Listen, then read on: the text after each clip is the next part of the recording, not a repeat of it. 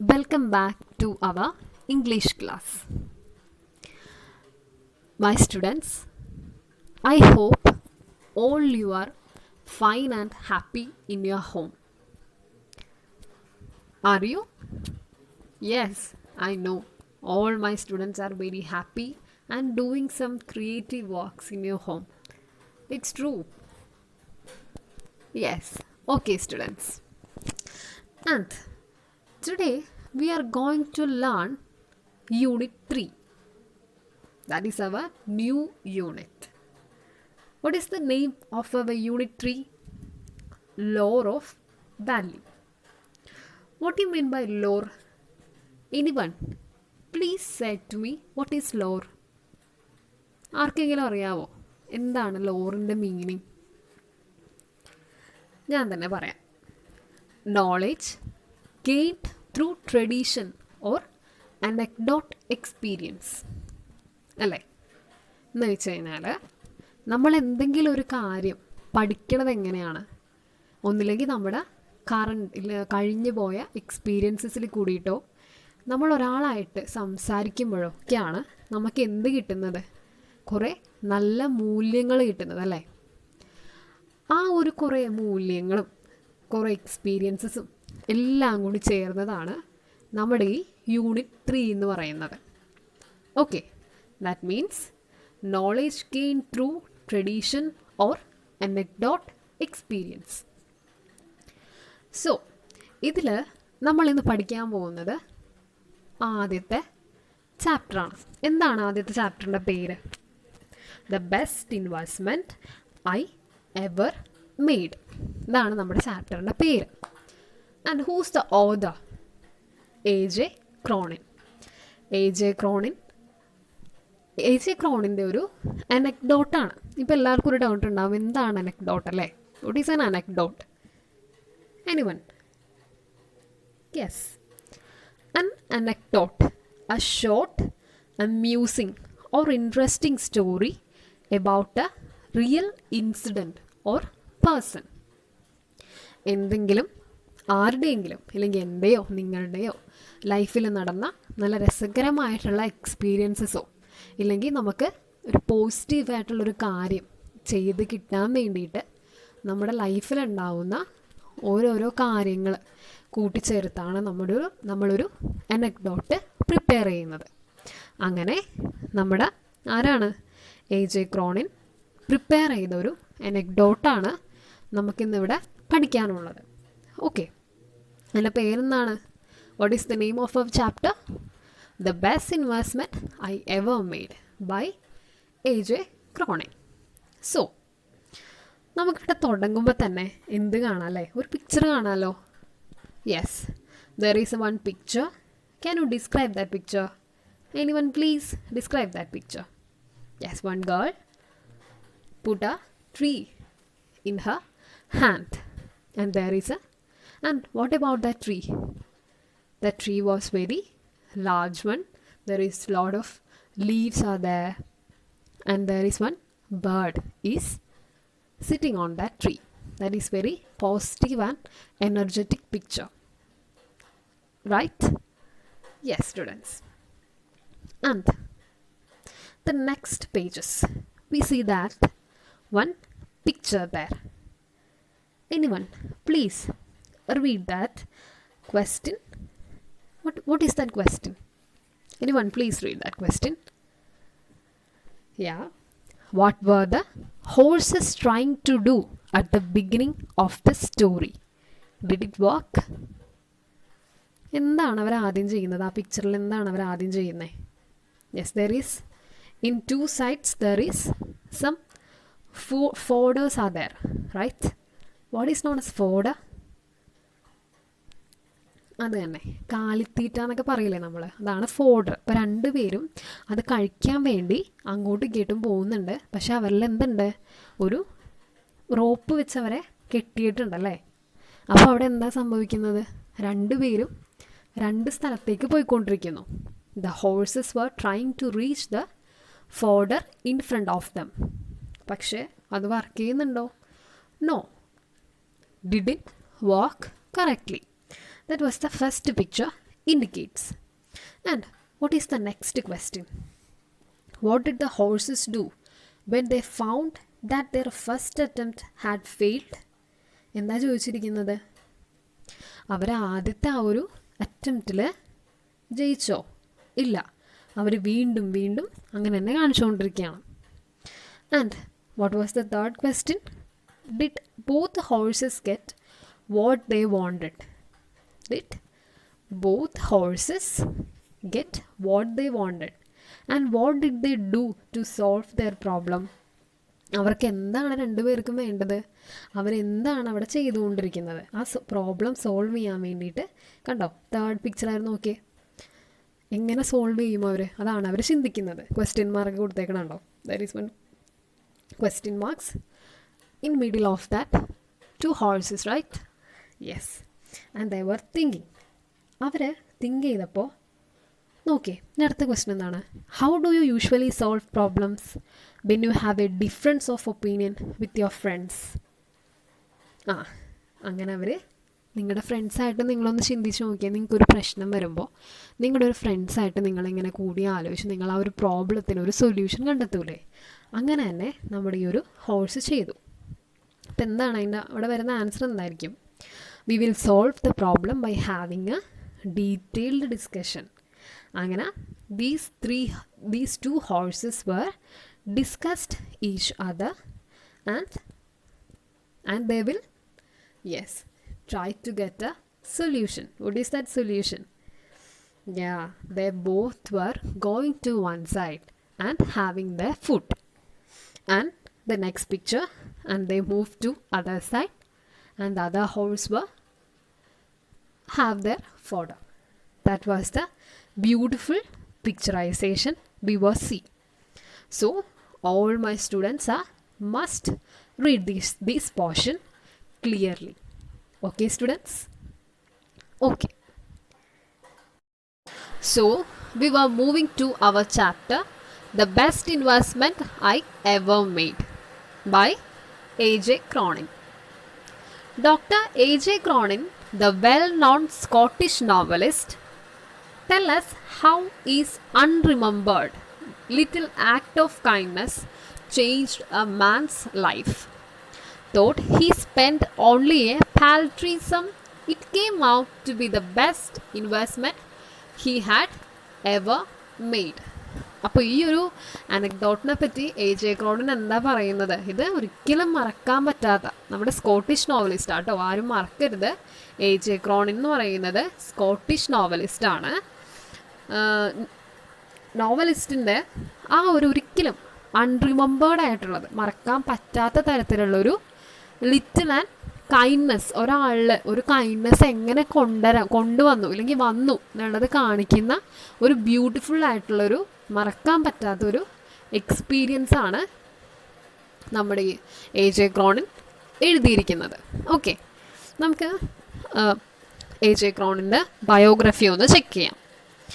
Full name എന്താണ്? അതൊന്ന് വായിച്ചേ. Yes, Archibald Joseph Cronin. എന്താണ് പുള്ളിയുടെ ഹിസ് ക്വാളിഫിക്കേഷൻ എന്താണ്? MD, DPH, MRCP 1896 to 1981. Was a Scottish novelist and a physician.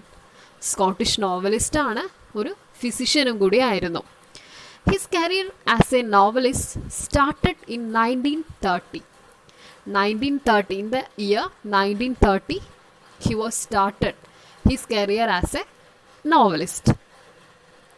When he was designated with a chronic ulcer and was compelled to take 6-month complete rest.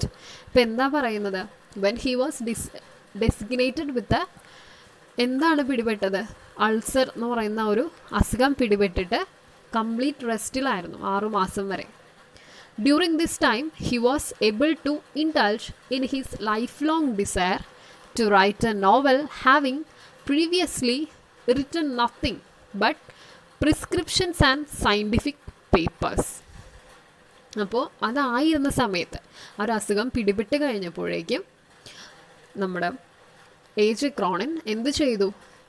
ഏറ്റവും വലിയൊരു ആഗ്രഹമായിരുന്നു എന്തെന്ന് പറയുന്നത്, ഒരു novel എഴുതണം എന്നൊക്കെ പറഞ്ഞൊരു വലിയ ആഗ്രഹത്തിലേക്ക് എത്തിപ്പെടുകയാണ്. His first novel was Hatter's Castle and the most popular being the Citadel. Many of his stories have been adapted to Hollywood movies. So he was a brilliant novelist. Why we are calling a brilliant novelist? Because his novel were translated to so much of movies, right? Yeah, we can see the beautiful and most powerful biography of A.J. Cronin. So, my dear students, you just read it silently, okay?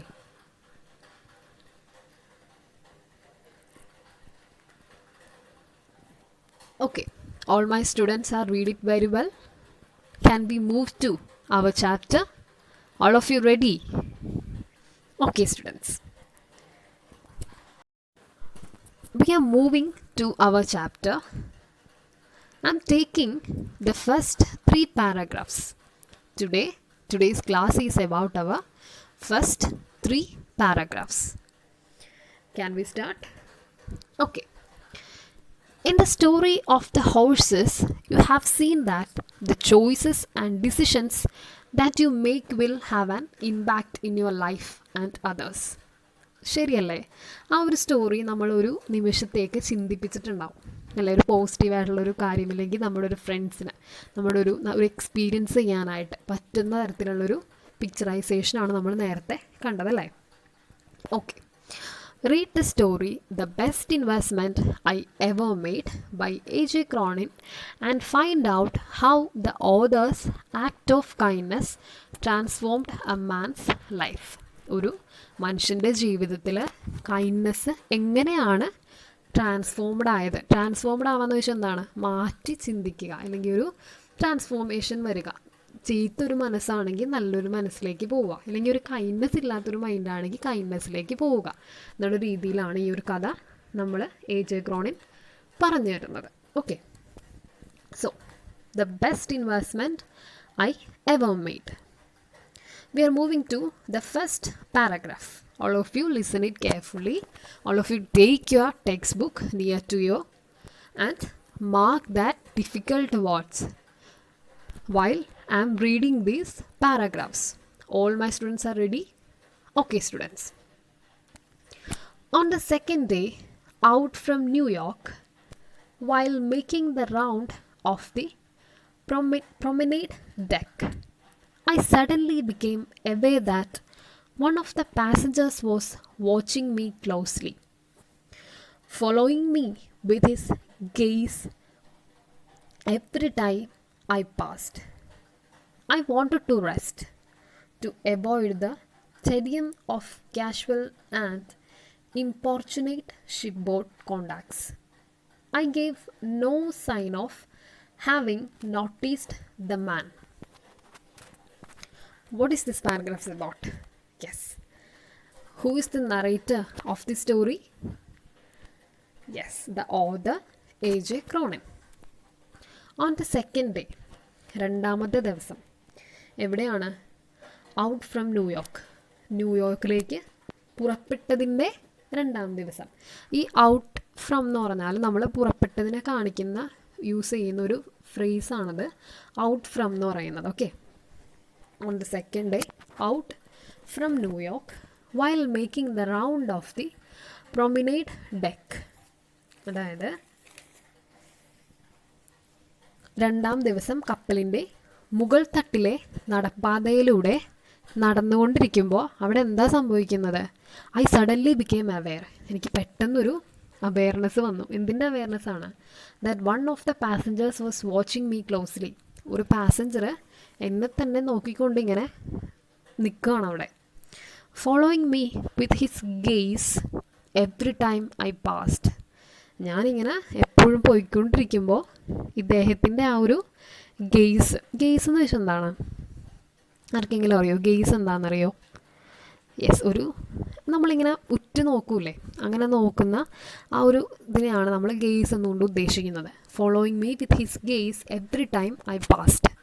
ഞാനിങ്ങനെ എപ്പോഴും പോയിക്കൊണ്ടിരിക്കുന്ന സമയത്ത് അവരെന്നെ ഇങ്ങനെ നോക്കിക്കൊണ്ടിരിക്കുന്നു. I wanted to rest, എനിക്ക് ഒന്ന് വിശ്രമിക്കണം. To avoid the tedium of casual and importunate ship board contacts, എനിക്കൊന്ന് റെസ്റ്റ് എടുക്കണം. എന്തിനാണ് റെസ്റ്റ് എടുക്കേണ്ടത്? ഈ ഒരു എന്താണ് ടെഡിയം എന്ന് വെച്ചാൽ എന്താണ്? അതൊക്കെയെങ്കിലും അറിയോ? ടെഡിയം, യെസ്, വിരസത എന്നൊക്കെ നമ്മൾ പറയുന്നതാണ് ടെഡിയം. ഒരു വിലസതയും അല്ലെങ്കിൽ ഒരു കാഷ്വൽസും എല്ലാം ഒന്ന് ഒഴിവാക്കാൻ വേണ്ടിയിട്ട് എനിക്കൊന്ന് റെസ്റ്റ് എടുക്കണം. ഇമ്പോർച്ചുനേറ്റ് എന്ന് വെച്ചാൽ നീരസമുണ്ടാക്കുന്ന, അതായത് എന്തിനെങ്കിലും പറ്റിയൊരു, നമ്മളെ തന്നെ ഇപ്പോൾ ഒരാൾ കുറേ നേരം നോക്കിക്കൊണ്ടിരുന്നത് നമുക്കൊരു ബുദ്ധിമുട്ട് ഫീൽ ചെയ്യൂലേ? അതാണ് ഇവിടെ നമ്മുടെ കഥാകാരന് ഫീൽ ചെയ്യുന്നത്. Ship board contacts. I gave no sign of having noticed the man, ഞാൻ ആരെയും ശ്രദ്ധിക്കാതെ ഇങ്ങനെ എൻ്റെ റൂമിലേക്ക് പോകുന്ന രീതിയിലേക്ക് ഞാൻ പോവുകയാണ്. Yet there was nothing importunate about him. On the contrary, he seemed affected by a troubled, rather touching diffidence. He was in his early 40s, rather short in build, with a fair complexion and clear blue eyes.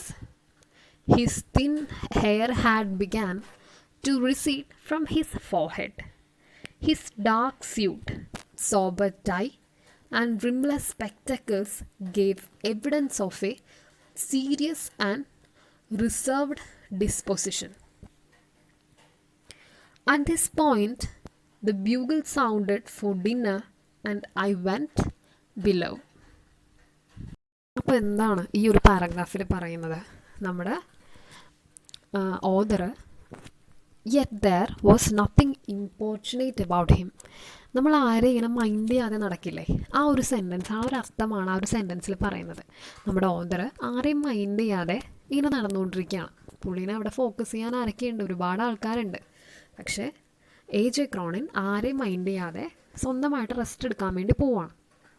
അങ്ങനെ on the contrary he seemed affected by a troubled rather touching diffidence. എന്താണ് അവിടെ സംഭവിക്കുന്നത്? ഒരാൾ വന്നിട്ട് ദേഷ്യം പിടിപ്പിക്കുന്ന തരത്തിലുള്ള ഒരു ചോദ്യങ്ങളും ഒക്കെ ആയിട്ട് ഒരാൾ പുള്ളിയുടെ അടുത്തേക്ക് വരികയാണ്. ഡിഫിഡൻസ് എന്ന് പറഞ്ഞാൽ ആത്മധൈര്യമില്ലായ്മ. ആ ഒരു ട്രബിൾസം സിറ്റുവേഷൻസിലൊക്കെ ആയിട്ട് ഇങ്ങനെ നിൽക്കുകയാണ്. He was in his early 40s. എങ്ങനെയുള്ള ഒരാളാണ്? ഒരു ഏർലി 40സിലുള്ളൊരു വ്യക്തിയാണ് എ.ജെ. ക്രോണിൻ്റെ അടുത്തേക്ക് സംസാരിക്കാനായിട്ട് വരുന്നത്. എന്താണ് അയാളുടെ പ്രത്യേകതകളാണ് അടുത്ത കുറച്ച് ലൈൻസിലായിട്ട് കൊടുത്തിരിക്കുന്നത്. He was in his early 40s, rather short in build. എങ്ങനെയാണ്? ഒരു ഷോർട്ടായിട്ടുള്ളൊരു വ്യക്തിയാണ്. With a fair complexion. Fair complexion എന്ന് പറഞ്ഞാൽ പുള്ളിയുടെ ആ ഒരു കളറിനെയാണ് അവിടെ ഉദ്ദേശിക്കുന്നത്. ഫെയർ ആണ്, വെളുത്തതാണ്. ആൻഡ് ക്ലിയർ ബ്ലൂ ഐസ്, നല്ല ബ്ലൂ കളറുള്ള ഐസുകളാണ് ആ പുള്ളിക്കുള്ളത്. അപ്പോൾ ഈ ഫീച്ചേഴ്സ് നിങ്ങൾ ഓർത്ത് വെക്കുക. His thin hair had begun to recede from his forehead. അങ്ങേരുടെ മുടി എങ്ങനെയാണ്? Yes, his thin hair had begun to recede. Recede എന്ന് പറഞ്ഞാൽ പിൻവാങ്ങുക, അല്ലെങ്കിൽ നെറ്റി ഭാഗം കഷണ്ടി ഉണ്ടാകുന്ന രീതിയിലായിട്ടിരിക്കുന്നതിനെയാണ് നമ്മൾ റിസീഡ് എന്ന് പറഞ്ഞ് ഉദ്ദേശിക്കുന്നത്. ഓക്കെ, കഷണ്ടി ഉണ്ട്, കുറച്ച് മുടി ഫ്രണ്ടിലേക്കും കിടക്കുന്നുണ്ട്.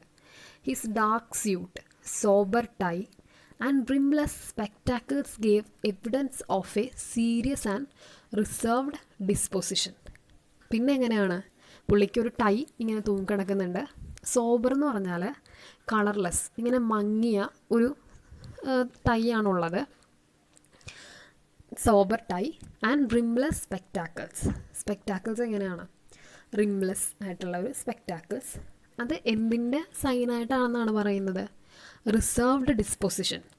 റിസർവ്ഡ് ഡിസ്പൊസിഷൻ എന്ന് പറഞ്ഞാൽ നമ്മൾക്ക് ജന്മനാ കിട്ടുന്ന തരത്തിലുള്ള ഇൻഹറൻ്റ് ആയിട്ടുള്ള ആ ഒരു സ്വഭാവത്തിനെ കാണിക്കുന്ന തരത്തിലുള്ളൊരു പ്രകൃതമാണ് ആർക്കുള്ളത്? ഇയാൾക്ക് ഉള്ളത്. At this point the bugle sounded four dinner. നമ്മുടെ ഈ കപ്പലിലുണ്ടായിരുന്ന ബ്യൂഗിള് സൗണ്ട് ഉണ്ടാക്കാൻ തുടങ്ങി. എന്തിനാണ്? അത് ഡിന്നർ അവിടെ റെഡി ആയിട്ടുണ്ട് എന്നുള്ളൊരു സിഗ്നൽ കൊടുക്കാനായിട്ടാണ് ആ ബ്യൂഗിൾ അവിടെ സൗണ്ട് ഉണ്ടാക്കുന്നത്. അങ്ങനെ എല്ലാവരും അവിടെ നിന്ന് പിരിഞ്ഞ് ഡിന്നർ കഴിക്കാനായിട്ട് പോകുന്നു. അതാണ് സെക്കൻഡ് പാരഗ്രാഫിൽ നമ്മൾ കാണുന്നത്. Okay, all of you understood the first two paragraphs? Okay, the second paragraph is about there is the author was nothing importunate about him. On the contrary, he seemed affected by a troubled and rather touching difference. ഒരാൾ വന്ന് touch ചെയ്യുന്നു, somebody was touching the author, and the rest of the lines we can see that the character sketch of one human. That was very unusual things were written in the author in these lines.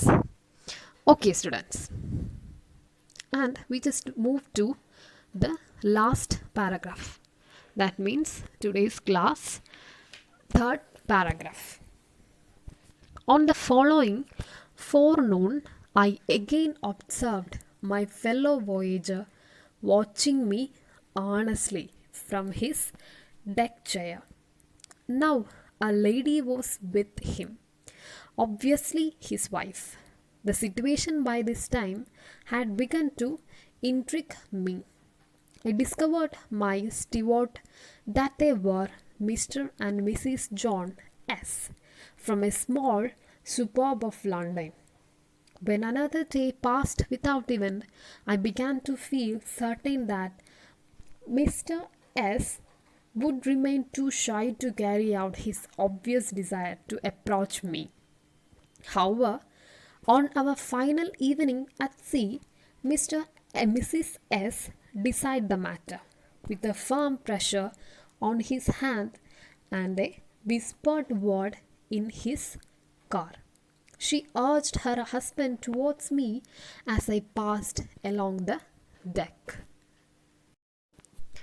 So, in this paragraph, we can see that on the following forenoon. എന്താണ് on the following forenoon എന്ന് പറഞ്ഞാൽ? പിറ്റേ ദിവസം ഉച്ച സമയത്ത് നിന്നാണ് ആ ഒരു വേർഡിൻ്റെ മീനിങ്. ഓക്കെ, ഫോളോയിങ് ഫോർനൂൺ, പിറ്റേ ദിവസം ഉച്ച സമയത്ത്. Okay, I again observed my fellow voyager watching me earnestly from his deck chair. അപ്പം എന്താണ്, പിന്നെയും ഞാൻ അവരെ ശ്രദ്ധിച്ചപ്പോഴേക്കും അവർ ആ വോയേജേഴ്സ് അല്ലെങ്കിൽ ആ ഒരു യാത്രക്കാരെന്നാണ് വോയേജേഴ്സിൻ്റെ മീനിങ്. ഓക്കെ, വോയേജേഴ്സ് എന്നെ തന്നെ അവരവരുടെ ചെയറിലിരുന്നുകൊണ്ട് എന്നെ തന്നെ ഇങ്ങനെ നോക്കിക്കൊണ്ടിരിക്കുകയാണ്. Now a lady was with him. ഇപ്പോൾ ഈ പ്രാവശ്യം ഒരു ലേഡി കൂടെയുണ്ട്. അപ്പോൾ നമ്മുടെ ഓതറിന് എന്ത് മനസ്സിലായി? ഒബ്വിയസ്ലി, തീർച്ചയായിട്ടും. Obviously means what? Obviously that was his wife. Author തീരുമാനിച്ചു. The situation by this time had began to intrigue me. ഇൻട്രിക്ക് എന്ന് പറഞ്ഞാൽ നമ്മുടെ ഉള്ളിലൊരു താല്പര്യം വളർത്തുക എന്നുള്ളൊരു മീനിങ് ആണ് ഇൻട്രിക്ക് എന്ന് പറഞ്ഞാൽ. ഓക്കെ, ആ സിറ്റുവേഷൻ എന്തായിരിക്കും അവരെന്നെ നോക്കുന്നത്, എന്തായിരിക്കും റീസൺ എന്നുള്ള ആ ഒരു ക്യൂരിയോസിറ്റി നമ്മുടെ ഓതറുടെ മനസ്സിലിങ്ങനെ വന്നുകൊണ്ടിരിക്കുകയാണ്. ഇൻട്രിക്ക്. I discovered from my steward that they were Mr. and Mrs. John S. from a small suburb of London. എന്താണ് അപ്പോൾ ഓതർ ഇവിടെ ഡിസ്കവർ ചെയ്തൊരു കാര്യം? I discovered from my steward. Steward എന്ന് പറഞ്ഞാൽ പരിചാരകൻ, അല്ലെങ്കിൽ നമ്മളൊരു കൂടെയുള്ള ഒരാൾ. ഇപ്പം ഞാൻ ഷിപ്പിൽ യാത്ര ചെയ്യുമ്പോൾ എൻ്റെ ഒപ്പം വേറെ ഒരുപാട് ആൾക്കാരുണ്ടാവില്ലേ, അതിൽ പറയുന്ന ഒരാളാണ് സ്റ്റിവോട്ട് എന്ന് പറഞ്ഞ് ഉദ്ദേശിക്കുന്നത്. അപ്പോൾ സ്റ്റിവോട്ടിനോട് ചോദിച്ച് ഈ പുള്ളിക്കാരൻ ആരാണ് എന്നിങ്ങനെ കുറേ നേരമായിട്ട് നോക്കിക്കൊണ്ടിരിക്കുന്നുണ്ട്. Who's that guy? He was eagerly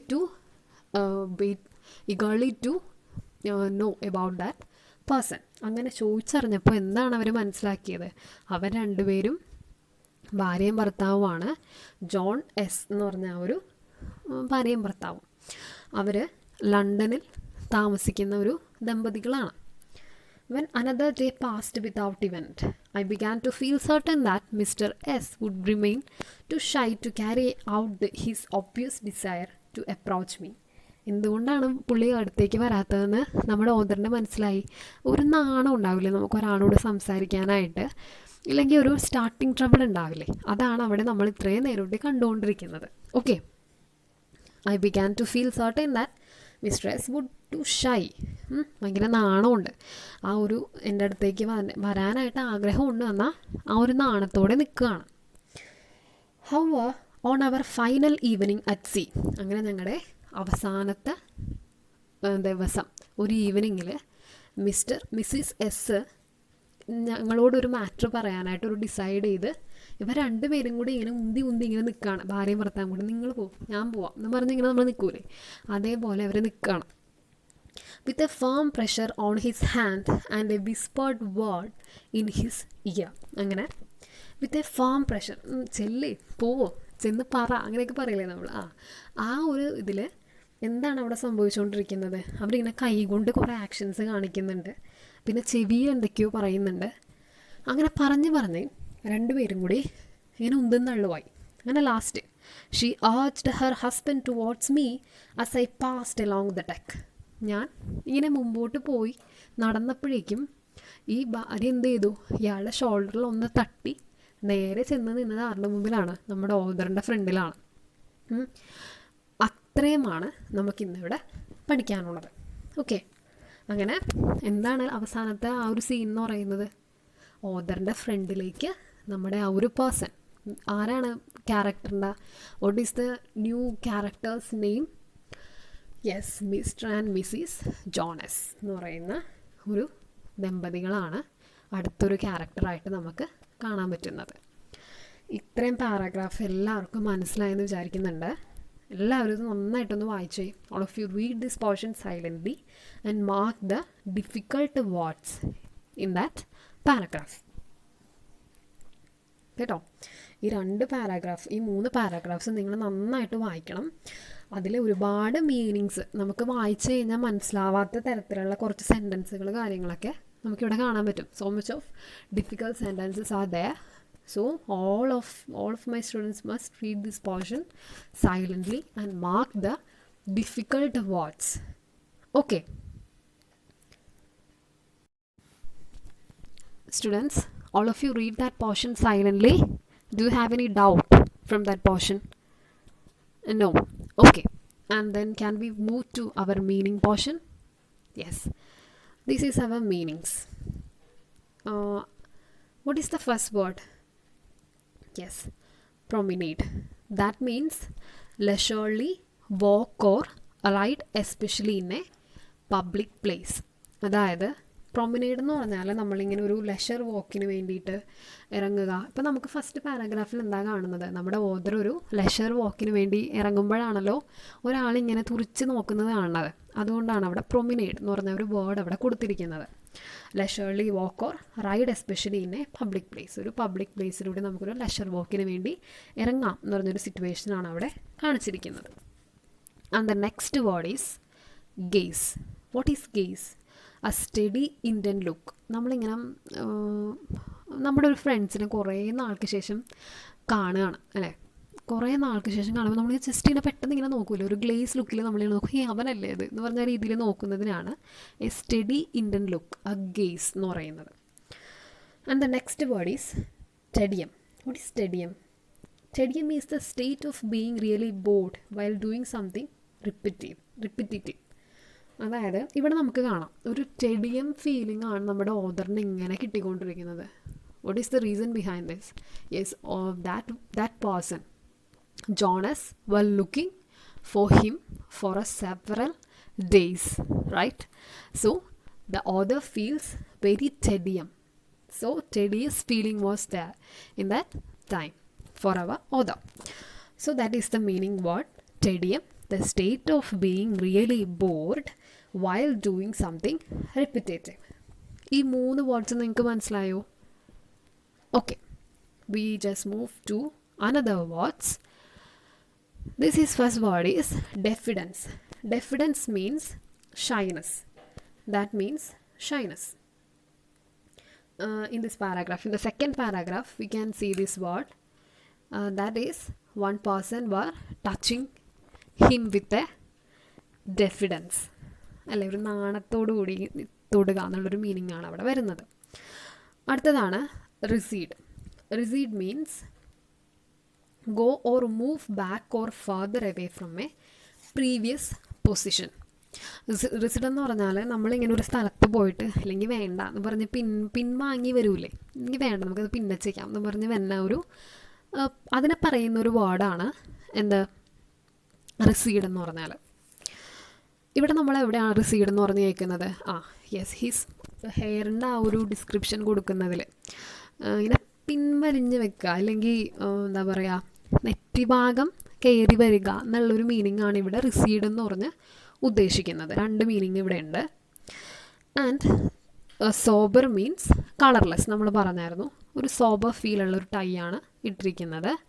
and disposition, a person's inherent quality of a mind and character. ഒരു പേഴ്സൻ്റെ ഇൻഹെറിൻ്റ് ആയിട്ടുള്ളൊരു ക്വാളിറ്റി അല്ലെങ്കിൽ ജന്മസിദ്ധമായിട്ടുള്ളൊരു ക്വാളിറ്റി കാണിക്കുന്നതിനാണ് ഡിസ്പോസിഷൻ എന്നുകൊണ്ട് ഉദ്ദേശിക്കുന്നത്. ഇവിടെ നമ്മൾ കണ്ടിട്ടുണ്ടല്ലോ എന്ത് റിംലെസ് സ്പെക്ടാക്കിൾസ്, അല്ലെങ്കിൽ ആ ഒരു ക്യാരക്ടറിൻ്റെ ആ ഒരു ക്യാരക്ടർ സ്കെച്ച് പറയുമ്പോൾ ഒരു ഡിസ്പോസിഷൻ ആയിട്ടുള്ള ഒരു ക്യാരക്ടറാണ് അവിടെ കാണിക്കാൻ പറ്റുന്നത്, അല്ലെങ്കിൽ ഒരു ഇൻഹെറിൻ്റ് ബിഹേവിയറിലുള്ള ഒരാളായിട്ടാണ് അവിടെ കാണുന്നത്.